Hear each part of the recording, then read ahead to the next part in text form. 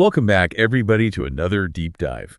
Today we're going to be talking about something that I know is on a lot of people's minds. It's the third anniversary of the invasion of Ukraine, and there's a lot of talk in the air about what a future peace might actually look like and what a truce could look like. So we're going to explore some of the different perspectives out there on the possibility of an end to the fighting, and I think some of this is going to be pretty fascinating. There's even a really surprising angle we'll get into that involves rare earth minerals. Yeah. It's interesting. We're seeing a lot of cautious optimism coming from world leaders like President Macron. He seems to think there might be a real chance for peace. But he's also been really clear that any agreement would have to include some very serious and substantial guarantees for Ukraine's safety.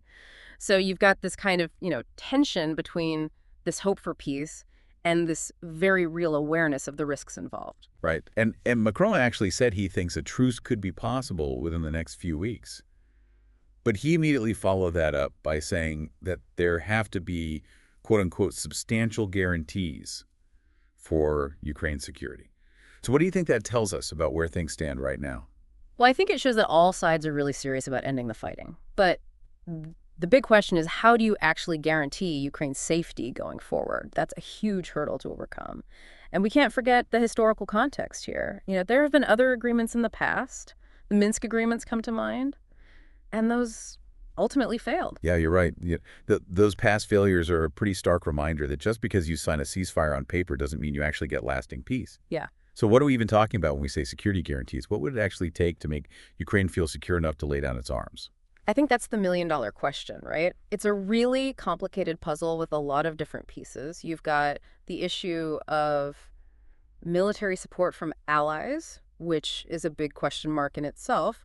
Then there's the question of economic aid. How do you rebuild a country that's been absolutely devastated by war? And how do you make sure that Ukraine is economically secure going forward? And then, of course, there are the potential international agreements that would aim to prevent future aggression, some kind of deterrent to make sure this doesn't happen again. It's interesting to try to put yourself in Ukraine's shoes. If you were in their position, what would it take for you personally to feel safe enough to agree to a truce? I think it would come down to a very difficult calculation, right? On the one hand, you'd have the immediate relief of a ceasefire, but then there's that very real fear that without some really ironclad guarantees, the fighting could just erupt again. And it's not just about feeling secure in this moment. It's about making sure that your country, your people are safe for years and years to come. Right. And adding to that sense of security, I mean, we've seen leaders from Sweden, Estonia, Canada, Finland, Denmark, all meeting with Zelensky in Kiev recently. It's a really powerful image to see all these world leaders standing with Zelensky in a city that still bears the scars of war. I agree. It's definitely a symbolic gesture, but it's also a sign of very real, tangible support. All of those countries have been providing significant military and economic aid to Ukraine, and that continued support is going to be critical to any future peace agreement.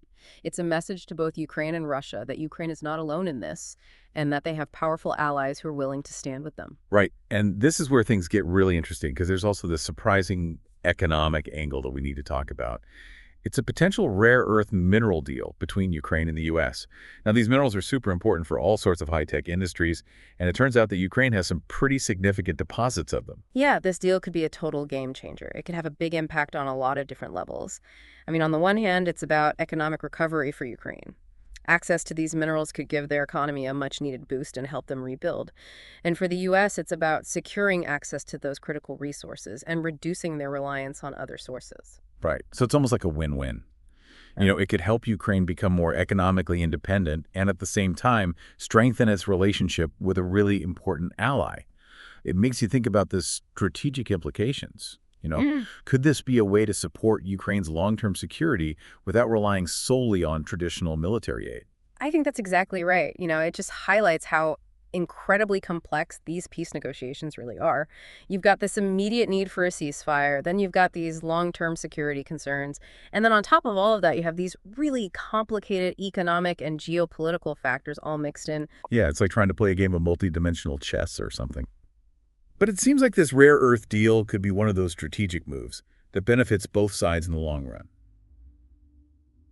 But at the end of the day, we can't forget about the human cost of all of this. I mean, Macron even suggested the possibility of a French-UK peacekeeping force, which raises a whole new set of questions. Absolutely. Peacekeeping is an incredibly difficult thing to pull off. I mean, just logistically, who's going to provide the troops? What will their mission be? And how do you keep them safe in what's likely to remain a very dangerous and volatile environment? You can't just send soldiers in there and hope for the best. You know, when we say peacekeeping force, it almost sounds simple. But try to imagine you're one of the soldiers on the ground. What are you actually doing day to day? Are you patrolling streets, trying to stop clashes between people who have been fighting each other for years? It's got to be incredibly demanding and dangerous work. No question. It requires a really unique set of skills. You need people who are diplomats and soldiers and who really understand the culture and the history of the region. And we're really just scratching the surface of the challenges involved here. Right. You know, on the one hand, you have this push for peace, Yeah. but then you have all these pieces of the puzzle that need to be figured out. You've got the diplomatic efforts, the fact that agreements have failed in the past, the economic considerations, and of course the human cost of this conflict that just can't be ignored. Yeah, it really makes you realize just how complicated this whole situation is. Trying to build peace in a place like this is going to be a long and difficult process. It really is. And even with all the positive signs we've been talking about, there's still so many obstacles to overcome. It's not like everybody's going to suddenly decide they want peace and then everything will be fine. Yeah. You know, it's not that simple. Absolutely not. One of the biggest challenges is going to be rebuilding trust between Russia and Ukraine.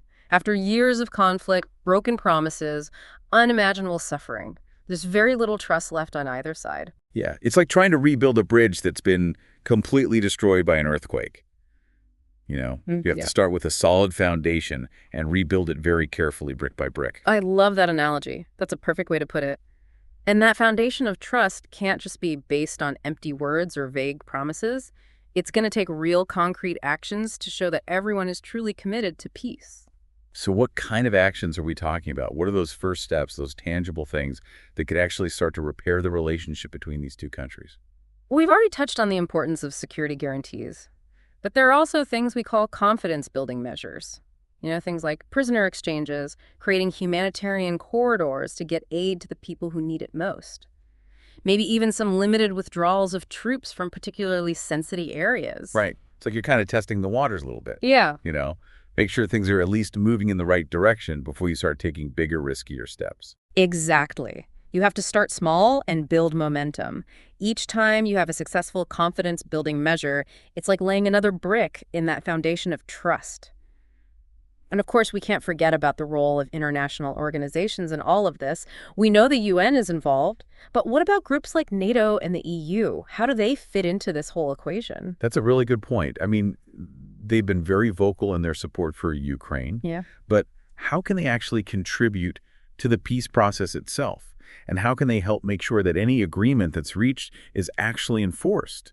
I mean, it's one thing to sign a peace treaty, but it's a whole other thing to make sure everyone actually sticks to it. Absolutely. You've hit the nail on the head. International organizations have a really crucial role to play in supporting these negotiations and then potentially enforcing any agreement that comes out of them. They can provide monitoring mechanisms, establish sanctions to deter violations, and even contribute to peacekeeping forces if needed. Right. So they're kind of like the referees in this whole thing, Mhm. making sure that everybody's playing by the rules and that the game is fair. That's a great way to think about it. Their involvement can really help legitimize the entire process, which is so important when you're dealing with this level of distrust between the parties involved. But let's take a step back for a minute and imagine that against all odds, a peace agreement is actually reached. What happens next? What does a post-war Ukraine look like? Wow, that's a huge question. And to be honest, it's hard to even imagine at this point. Ukraine has been absolutely devastated by this war. The physical damage is immense, and the psychological scars run even deeper. It's hard to even know where they would begin to rebuild. It's true. The road to recovery is going to be long and incredibly challenging, but I think it's important to remember that there's also a tremendous opportunity here. The chance to rebuild not just the buildings and the infrastructure, but to create a stronger, more resilient Ukraine that can really thrive in the future. Right, it's like the phoenix rising from the ashes. A chance for a new beginning born out of this horrible tragedy. Exactly. And that rebuilding process is going to require massive investment, not just in physical things like roads and bridges, but also in institutions and most importantly in people. You're right. It's not just about putting up new buildings. It's about healing the wounds of war, restoring a sense of normalcy to people's lives, and creating a society that's just and equitable. So what role can the international community play in all of this? Well, it's going to take a coordinated effort from everyone involved. Financial aid from governments and international organizations is going to be essential. But it's not just about throwing money at the problem. It's about investing strategically in areas that will have the biggest impact. Things like job creation, education, healthcare, all the things that are essential for a functioning and thriving society. And we can't forget about the issue of justice. There have been so many horrific atrocities committed during this war. How do you even begin to hold those responsible accountable? That's a very complicated and sensitive issue. There will need to be some kind of process for addressing these crimes, whether it's through international tribunals or domestic courts. But justice isn't just about punishment, it's also about truth and reconciliation. It's about acknowledging the pain and the suffering that has taken place and finding a way to move forward together as a nation. It's not going to be easy, Yeah, but it's essential for building a truly lasting peace. I completely agree. And there's one more big question looming out there that we haven't really touched on yet. What about Russia's role in all of this? What happens to them in a post-war world? Yeah, that's the elephant in the room, isn't it? Sure. It's easy to focus on Ukraine and their needs, which are obviously very important. But if we want to prevent this kind of conflict from happening again, we have to think about how to address Russia's motivations and figure out how to reintegrate them into the international community. That's going to be a tall order. It's going to require some very careful diplomacy and a willingness to engage with Russia in a constructive way, even though that's going to be incredibly difficult given everything that's happened. It's almost like you're trying to tame a wild beast. You have to approach it cautiously but firmly, and you have to be prepared for a long and unpredictable process. And it's important to remember that there are lots of different perspectives within Russia itself. There are people who support the war and people who are vehemently opposed to it. There are people who want to see Russia isolated from the rest of the world and people who desperately want to see it reintegrated into the global community. So navigating those different perspectives and finding a way to engage with Russia constructively is going to be key to finding a lasting solution that benefits everyone. And it's becoming pretty clear that achieving a real and lasting peace in Ukraine is not going to be easy. There are so many layers of complexity, so many potential pitfalls. That's definitely true. But despite all of the challenges, I think it's important to hold on to a sense of hope. The fact that these peace talks are even happening is a positive sign in itself. And it's important to remember that peace isn't a destination. It's a journey. It's an ongoing process that requires constant effort and vigilance from everyone involved. I agree with that. We've covered a lot of ground in this deep dive. We've talked about the complexities of the diplomacy, the challenges of building peace, the long road to recovery that Ukraine faces. But there's one really important aspect we haven't talked about enough, and that's the human element. Right. We've been talking about geopolitics and economics and strategy, but we can't forget that behind all of that are real people whose lives have been completely shattered by this war. Their stories, their resilience, their hopes for the future are really at the heart of this whole conflict. And that's where we're going to pick up in the final part of our deep dive. We're going to explore the human cost of this war and talk about the difficult but essential path towards healing and reconciliation. Welcome back to our deep dive. Yeah. We've been spending a lot of time talking about the big picture stuff, the negotiations, the security guarantees, even the economics of rare earth minerals. But I really want to focus this last part of our conversation on something that I think is often overlooked in these big geopolitical discussions, and that's the human element. Yeah. It's so easy to get caught up in the strategic analysis and the political maneuvering that we forget that at the end of the day, it's real people who are paying the price for this war. Exactly. It's like we're talking about troop movements and economic sanctions, as if we're moving pieces around on a game board. But we have to remember that each one of those pieces represents countless lives disrupted. Homes destroyed, families torn apart. And it's not just the physical cost either, the casualties and the displacement. It's the psychological trauma, the invisible wounds that can linger for years, even generations. Imagine living under constant threat of bombardment, never knowing if your home will be standing tomorrow. Or having to flee your country, leaving behind everything you know and love, not knowing when or if you'll ever be able to go back.